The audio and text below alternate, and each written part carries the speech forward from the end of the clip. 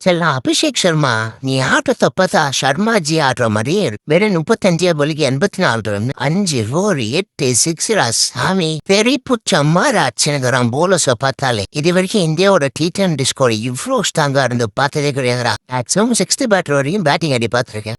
அபிஷேக் சர்மால இருந்த அக்ஷர் பட்டேல் வரைக்கும் பேட்டிங் ஆடுற அவ்வளோ ஸ்ட்ராங்கா இருக்குடா. வேர்ல்டு கப்புக்கு இந்த 11 எடுத்துட்டு போய் ஆடுவான். தலைவன் ஹார்திக் பாண்டியா, உனக்கு அப்படி யாரு மேல தானே இவ்வளோ கோவம்?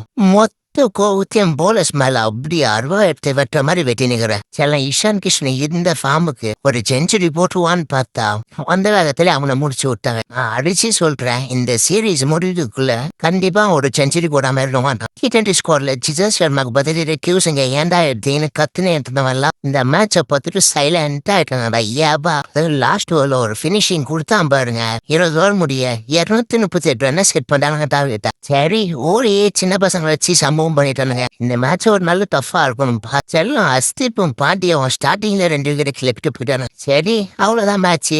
இப்படியே விக்கெட் விட்டுவானு பார்த்து வந்தாண்டா பிலிப்ஸ். போலர்ஸ் எல்லாரையும் வச்சு செஞ்சுட்டாண்டா. 40 பாலுக்கு 78 ரன், 4 4 6 6 ஐயாவா பாக்குறவங்கள கண்ணா அப்படின்னு போலன்னு வந்துட்டான். ரன்னை தேடி பிலிப்ஸ் அவுட் ஆக அந்த வேலையை வெளியே போக நியூசிலாந்து டீம் 190 ரன்னுக்கு ஆல் அவுட் ஆக இந்தியா வின் பை 48 ரன்ஸ். நீங்களும் லைக் சப்ஸ்கிரைப் பண்ண குறைஞ்சா போட போறீங்க பண்ணுங்கடா.